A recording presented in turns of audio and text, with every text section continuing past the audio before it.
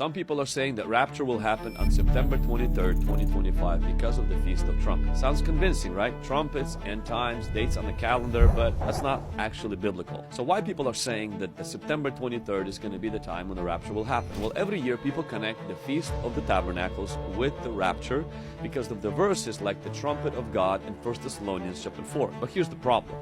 They say the same thing in 2017, 2020, 2023, and nothing happened. Date setting keeps recycling.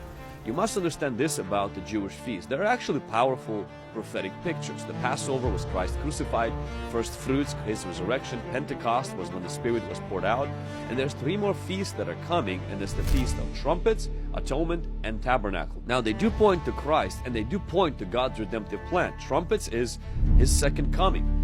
The rapture of the church, which I believe is the same event. Also, the atonement is when Israel will repent and acknowledge Jesus as their Messiah. Tabernacles is when Christ will dwell, God will dwell with His people on earth in the millennial reign.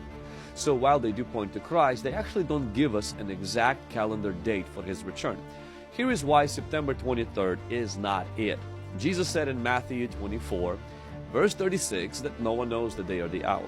Paul in 2 Thessalonians chapter 2 verse 3 talked about the Antichrist being revealed first before the second coming of Christ. And for those of you who watched my previous videos, you know that I believe, and there's a lot of scriptural evidence, that the rapture of the church and the coming of Jesus is the same event. So if somebody tells you that there's an exact date for the rapture of the church, they're actually going against Jesus Himself and against the biblical eschatology. How should we live? So instead of guessing dates, the Bible tells us to win souls. The Bible tells us to live ready because there's a high chance you might meet the Lord before He comes, because people die every single day.